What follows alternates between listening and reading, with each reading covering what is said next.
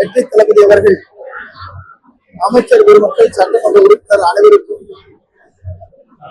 வைத்திருக்கிற அறிவுரை என்ன என்று சொன்னால், மக்களிடத்திலே சென்று மனுக்களை பெற்று உடனுக்குடன் நிவாரணப் பணிகளை ஆற்றுதல் வேண்டும் என்று எல்லோருக்கும் ஆலோசனை வழங்கி இருக்கிறார்கள்.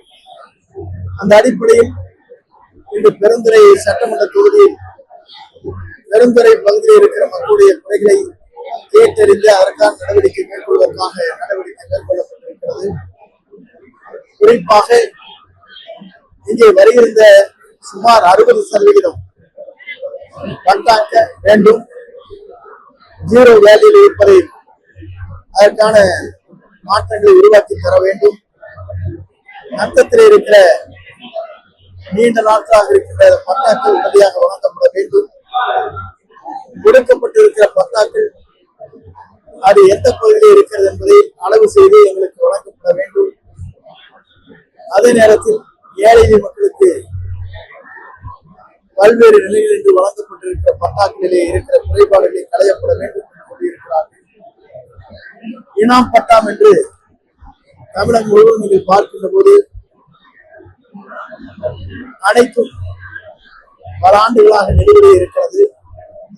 அதற்காகத்தான் தமிழக முதலமைச்சர் அவர்கள் நேற்றை முன்தினம் இதற்காக ஒரு IAS ஆணையரை நியமித்திருக்கிறார். அவருக்கு உறுதியாக மற்றொரு IAS அதிகாரிகள் நியமிக்கப்பட்டிருக்கிறார்கள்.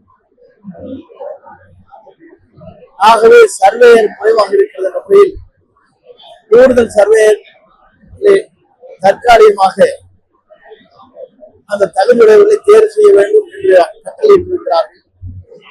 இதன் அடிப்படையில் தமிழ்நாட்டில் இருக்கிற மக்களுடைய நீண்ட நெடுங்காலமாக இருக்கிற பிரச்சனை அனைத்தும் ஒரு 6 மாத காலத்திற்குள் அதற்கான விரைவான பணிகளை ஆற்றுவதற்கு ஆணை பிறப்பித்திருக்கிறார்கள். அதை இந்த துறை செயல்படுத்தும், விரைந்து செயல்படுத்தும். அதே போல இங்கே இருக்கின்றவர்கள் சில பேர் கழிப்பிட வசதி இல்லை என்று சொன்ன குறைபாடுகள், சாக்கடைகள் சரியாக இல்லை என்ற குறைபாடுகள், குடிநீர் சில இடங்களுக்கு கிடைக்கவில்லை, சில பகுதியில் மட்டும் என்ற குறைபாடுகள், மின்சார இணைக்க வேண்டும் என்ற குறை, அதே நேரத்தில் இருவர்களுக்கு இருக்கிற பட்டாக்களை பிரித்து வழங்க வேண்டும் என்ற குறை, இது போன்ற பல்வேறு குறைகள் இங்கே சுட்டிக்காட்டப்பட்டிருக்கிறது.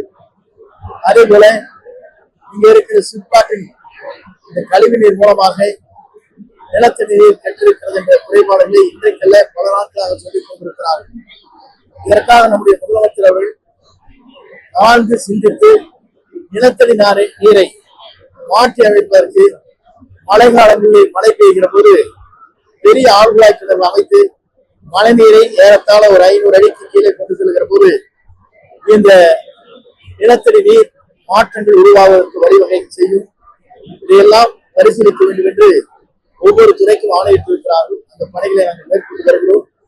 அதே நேரத்தில் சிப்காட்டில் இருக்கின்றவர் நம்முடைய மாண்புமிகு கைத்தறி மற்றும் துறை நகர்த்துறை அமைச்சர் அவர்கள் நேரடியாகவே பார்வையிட்டிருக்கிறார்கள். பார்வையிட்டது மட்டுமல்ல, குடிநீர் எங்கெங்கே சரியான முறையில் இல்லையோ அந்த இடங்களுக்கு இந்த தொழிற்சாலையில் ஒவ்வொரு கிராமத்தையும் தத்தெடுத்து குடிநீர் வழங்கப்பட வேண்டும் என்று ஆணையை பிறப்பித்திருக்கிறார்கள். அதுவும் விரைந்த அந்த பணிகளை நாங்கள் மேற்கொள்ள இருக்கிறோம். அதே நேரத்தில் ட்ரீட்மெண்ட் பிளான்ட் என்று சொல்லப்படுகிற சுத்திகரிப்பு ஆலை விரைந்து அந்த பணிகளை முடிக்க இருக்கிறோம். இதற்கு முன்னால் நீ கேட்டிருக்கணும், அமைச்சர் இருந்தாங்க, கேட்டிருக்க வேண்டியதானே, நம்ம பகுதியில் தான் இருந்தாங்க, அப்பெல்லாம் விட்டு நாங்கள் இப்பதான் வந்திருக்கிறோம். ஆகவே எங்கள் பணிகள் தெளிவாக இருக்கும், எங்கள் நிலைப்பாடுகள் தெளிவாக இருக்கும்.